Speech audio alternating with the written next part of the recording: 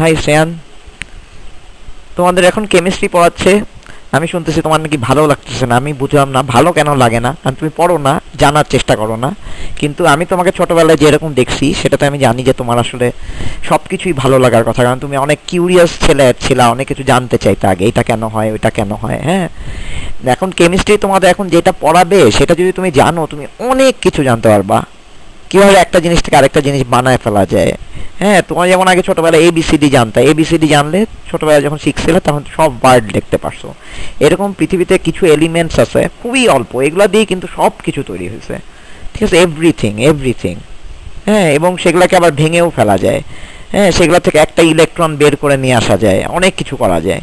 এই যে এখন বলো না যে তোমার আমাদের এখানে যেটা হচ্ছে রূপপুর পারমাণবিক বিদ্যুৎ প্রকল্প, এগুলা কিন্তু সবই ওই যে অ্যাটম দিয়ে করতেছে। কাজেই ওগুলা যদি তুমি জানার জন্য, মানে এতদিন তুমি শুধু জাস্ট বেসিক জিনিস শিখছো, মনে করো একদম ছোটবেলায় তুমি হামাগুড়ি দেওয়া শিখছিলা, হাতটা শিখছিলা। হ্যাঁ, কিন্তু যখন আরেকটু বড় হয়েছো, তখন তোমাকে যখন দৌড়ানো শেখানো হলো, তোমাকে যখন খেলার মাঠ চিনায় দেওয়া হলো, তখন কিন্তু তুমি খেলতে শিখে গেলে এবং ইট ওয়াজ ফান। মানে এটা তুমি এখনো এনজয় করছো। ওই সেম জিনিসটাই কেমিস্ট্রিতে। তো আজকে তোমাকে একদম বেসিক কিছু জিনিস আমি বলবো, মানে যেগুলো তুমি অলরেডি একটু পড়ে আসছো, জাস্ট বেসিক তুমি খুব ঠান্ডা মাথায় শুনবা। কোনো জায়গায় যদি না বুঝো আমি তো আসি, ঠিক আছে? যেটা হচ্ছে এলিমেন্ট, কম্পাউন্ড, মলিকিউল, অ্যাটম। এই শব্দগুলো তুমি শুনছো, এলিমেন্ট, কম্পাউন্ড, মলিকিউল, অ্যাটম। হ্যাঁ, কিন্তু এই জিনিসগুলো আমি একটু আমার মতো করে এক্সপ্লেইন করবো, ওকে? আমাদের আসলে চারদিকে যা আছে সবই হচ্ছে ম্যাটার বা এনার্জি। হ্যাঁ, এনার্জি তো জানো যে লাইট, সাউন্ড, হ্যাঁ, এগুলো হচ্ছে এনার্জি। আর ম্যাটার হচ্ছে যেগুলোর মাস আছে, সবচেয়ে বড় কথা মাস আছে, এবং সেটা কোনো স্পেস দখল করে। এই ম্যাটারও আবার বিভিন্ন স্টেটে থাকে। তুমি পড়ছো ছোটবেলায় যে পানি 3 রকম স্টেটে থাকতে পারে, সলিড, লিকুইড আর গ্যাস। হ্যাঁ, মানে স্টিম যেটা হচ্ছে ওয়াটার ক্ষেত্রে আইস হয়ে যাচ্ছে, তারপর ওয়াটার থাকছে, স্টিম হচ্ছে, এগুলো হচ্ছে স্টেট। কিন্তু মোট কথা আমাদের চারদিকে যা আছে আইদার সেটা ম্যাটার নয়তো সেটা এনার্জি। ঠিক আছে, এই ম্যাটারকে আবার দুই ভাগে ভাগ করা যায়, একটা সাবস্টেন্স আর মিক্সচার। মিক্সচার তুমি ছোটবেলা থেকেই পড়ছো, এবং আমার চারদিকে সবকিছু যা দেখি বেশিরভাগই হচ্ছে মিক্সচার, আইদার হোমোজেনাস নয় হেটেরোজেনাস। যেমন তুমি শরবত যে খাও, চিনি একদম গুলায় ফেলো, চিনিটা একদম টোটালি মিশে যায় না, এটা হচ্ছে হোমোজেনাস মিক্সচার। আবার হেটেরোজেনাস মিক্সচার কি, যেটা ভালোভাবে মিশে না, যেমন তেল আর তোমার পানি, এটা কি পুরোপুরি মিশে যায়? কোনো জায়গায় একটু বেশি থাকে, কোনোখানে হয়তো ওইভাবে মিশেই নাই। হ্যাঁ, মিশবেই না ইনফ্যাক্ট তেল আর পানি। তো এরকম আমাদের চারদিকে আরো অনেক কিছু, তুমি বালি, ইট, এগুলো সব যখন একসাথে মিশাবা, সেটা আবার পরে আলাদা করে ফেলতে পারবা, ফিজিক্যালি আলাদা করতে পারবা, কোনো কেমিক্যাল রিয়াকশন করানোর দরকার নাই। এগুলোই হচ্ছে মিক্সচার, যেটাকে তুমি ফিজিক্যালি তুমি চেঞ্জ করতে পারবা। হ্যাঁ, আর আমরা পিওর সাবস্টেন্স কোনটা বলছি, পিওর সাবস্টেন্সে তুমি এইভাবে ফিজিক্যালি এগুলোকে আলাদা করতে পারবে না। পিওর সাবস্টেন্স আবার দুই রকমের হয়, এলিমেন্ট এবং কম্পাউন্ড। ঠিক আছে, এলিমেন্ট এবং কম্পাউন্ড। এলিমেন্টস কি? মনে করো গোল্ড, ওই গোল্ড ভাঙলে খালি গোল্ডই পাবে, একটা বড় গোল্ডের বার আছে কিন্তু ওইটার মধ্যে শুধু গোল্ডই আছে, এটা এটা হচ্ছে এলিমেন্ট। হ্যাঁ, এলিমেন্টকে ভাঙলে তুমি এলিমেন্ট পাবা, বা আরো আরো যখন ভাঙবা তখন দেখা যাবে সেখানে অ্যাটম আসবে। এই পৃথিবী সবকিছু কিন্তু বিভিন্ন এলিমেন্ট দিয়ে তৈরি। আমাদের পিরিয়ডিক টেবিলেও এলিমেন্টগুলোকে আইডেন্টিফাই করা থাকে। এখন সারা পৃথিবীতে মোট 118টা এলিমেন্ট আছে। এই 118টা দিয়েই কিন্তু পৃথিবীর যাবতীয় জিনিস তৈরি, যাবতীয়, মানে তুমি আমি যা আছি, এই 118-র বাইরে কোনো কিছু কিন্তু নাই। ঠিক আছে, এই এলিমেন্ট গুলো দিয়ে তৈরি। মানে যেমন 26টা লেটার দিয়ে আমরা সব ওয়ার্ড বানাই। ঠিক আছে, এই এরকম একটা ব্যাপার। আর কম্পাউন্ড কি? কম্পাউন্ড হচ্ছে অনেকগুলো এলিমেন্ট মিক্স করে যেটা তৈরি হচ্ছে, সেটাই হচ্ছে কম্পাউন্ড। ওকে, এবং ওইটাকেও তোমার আলটিমেটলি কেমিক্যাল রিয়াকশন ছাড়া আলাদা করা যায় না। আচ্ছা, একটু আগে মানে এর আগের স্লাইডে আমি তোমাকে এক্সপ্লেন করেছি যে আমাদের চারদিকে যা আছে সবই হচ্ছে ম্যাটার, সব কিছু হচ্ছে ম্যাটার, এবং ম্যাটারকে আমরা সাধারণত দু ভাগে ভাগ করছি। তার মধ্যে একটা হচ্ছে পিওর সাবস্টেন্সেস, আর আরেকটা হচ্ছে মিক্সচার। হ্যাঁ, তো মিক্সচার তো তোমরা ছোটবেলায় পড়েছো। পিওর সাবস্টেন্সের মধ্যে যেটা আসছে এলিমেন্ট এবং কম্পাউন্ড। তো এখন এটাকে একটু আমি ডিটেলস এক্সপ্লেইন করি। হ্যাঁ, দেখো এলিমেন্ট কি? এলিমেন্ট হচ্ছে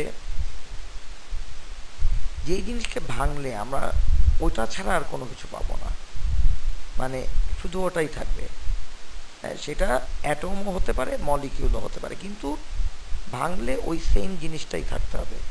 হ্যাঁ, যেমন নিয়ন, আর্গন, এগুলোর ক্ষেত্রে যখন আমি ভাঙবো ওই নিয়নই থাকবে। নিয়নকে ভাঙলে নিয়নই পাওয়া যাবে, আর কিছু আসবে না। হ্যাঁ, আর্গনকে ভাঙলে আর্গনই পাওয়া যাবে, আর কোনো কিছু আসবে না। আবার ঠিক একইভাবে অক্সিজেনকে যদি আমি ভাঙি, একটা অক্সিজেনের ডেফিনেশন সেটা হচ্ছে O2, কারণ একটা অক্সিজেন তৈরি হয় দুইটা অ্যাটম মিলে। আবার নিয়ন কিন্তু সেটা না, নিয়ন হচ্ছে একটা অ্যাটম দিয়ে তৈরি হচ্ছে। বেশিরভাগ তোমার নোবেল গ্যাসগুলো একটা অ্যাটমই থাকে, ওরা একটা অ্যাটমও একা থাকতে পারে। হ্যাঁ, এটা একটা এলিমেন্ট কিন্তু এটা একাই থাকছে, নিয়ন কিন্তু অ্যাটম আকারই থাকছে। এই জন্য ওকে আমি বলছি যে এলিমেন্টের মধ্যে অ্যাটম হিসেবে আমি ভাগ করছি। আবার কেউ মলিকিউল ফর্ম করে থাকছে এলিমেন্টের ভিতরে, কম্পাউন্ডের ভিতরে না। কিন্তু যেমন অক্সিজেন একটা মলিকিউল ফর্ম করে থাকছে, কিন্তু অক্সিজেনকে ভাঙলে ওই অক্সিজেনই থাকবে, যতই তুমি ভাঙবো না কেন সেটা আলটিমেটলি অক্সিজেনই থাকবে।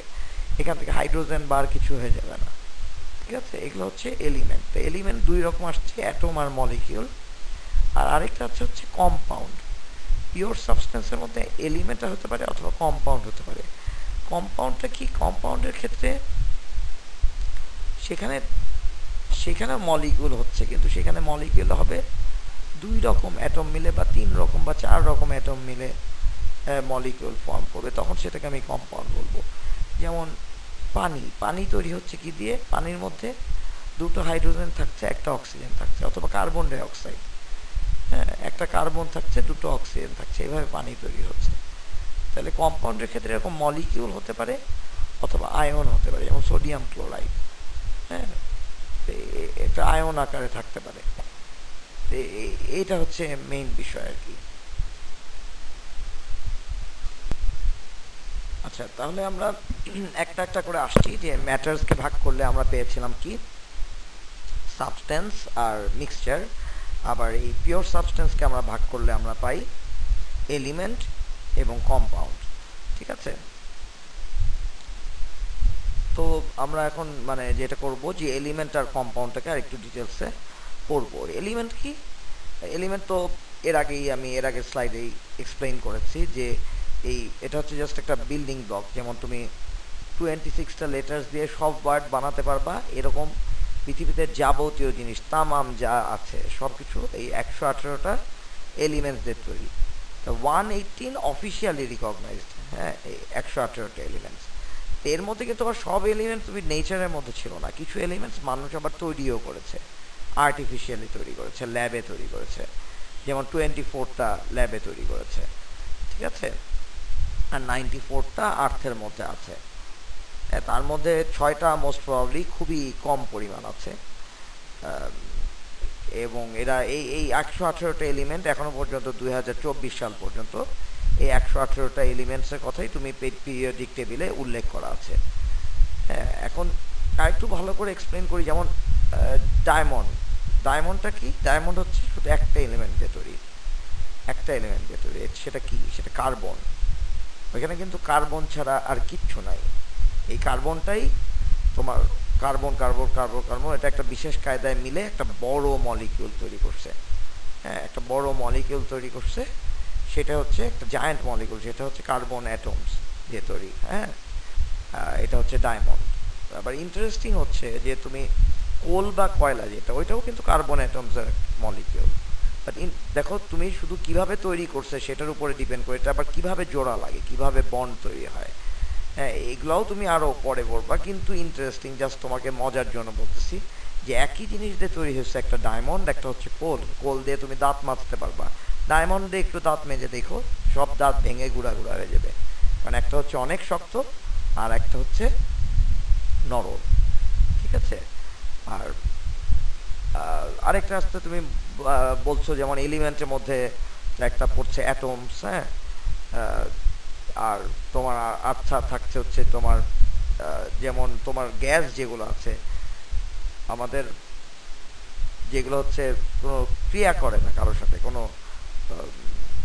কারোর সাথে ক্রিয়া করে না, যে গ্যাসগুলো যেগুলোকে আমরা আইডিয়াল গ্যাস বলি, সেই গ্যাসগুলো যেমন নিয়ন, আর্গন, হ্যাঁ, এরা কিন্তু একটা অ্যাটমের এলিমেন্ট, হ্যাঁ, একটা অ্যাটম দিয়ে তৈরি করেছে। আবার কিছু আছে দেখবে যে মানে সাধারণত এলিমেন্টের মধ্যে অ্যাটমগুলো এরাই একা থাকতে পারে, কিন্তু অক্সিজেন দেখবা যে এরা আবার একা থাকতে পারে না, দুইটা অক্সিজেন মিলে এরা একটা মলিকিউল তৈরি করে, হ্যাঁ, তৈরি করে এরা একসাথে থাকে আর কি। কিন্তু আর্গন একাই থাকে, হ্যাঁ, আর্গনের কারোর সাথে তার রিয়াকশন করার দরকার নেই, যেহেতু এটা একটা আইডিয়াল গ্যাস। ঠিক আছে, আর এরপরে আসছে হচ্ছে কম্পাউন্ড। কম্পাউন্ডটা কি জিনিস, যেটা তোমাকে বললাম পিওর সাবস্টেন্সকে দুইভাবে যদি আমি ভাগ করি, একটা এলিমেন্ট, একটা হচ্ছে কম্পাউন্ড। এলিমেন্টের মধ্যে আসছে অ্যাটম এবং মলিকিউল, আর কম্পাউন্ডের মধ্যে আসছে মলিকিউল এবং আয়ন। এখন কম্পাউন্ডের একটা এক্সাম্পল তুমি এখানে ছবি দেখতে পাচ্ছ, যে একটা কম্পাউন্ডে কি হচ্ছে ডিফারেন্ট এলিমেন্টের অ্যাটমগুলো একসাথে জয়েন করা থাকে।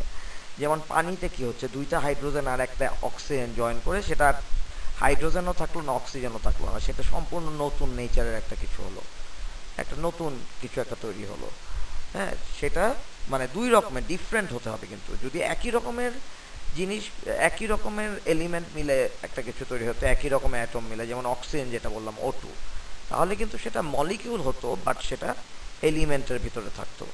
কিন্তু যখন দুই রকমের ডিফারেন্ট এলিমেন্টের অ্যাটম নিয়ে একটা জিনিস ফর্ম করবে, তখন সেটা হয়ে যাবে আসলে কম্পাউন্ড।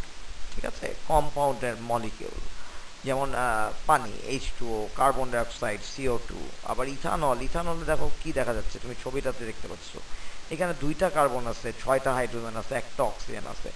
এত কার্বন, এত হাইড্রোজেন, এত অক্সিজেন থাকা সত্ত্বেও এই কার্বনের কোন চরিত্র এটার মধ্যে নাই, হাইড্রোজেনের চরিত্র নেই, অক্সিজেনের চরিত্র নাই, সম্পূর্ণ নতুন একটা জিনিস তৈরি হয়েছে, সেটা হচ্ছে ইথানল। ঠিক আছে,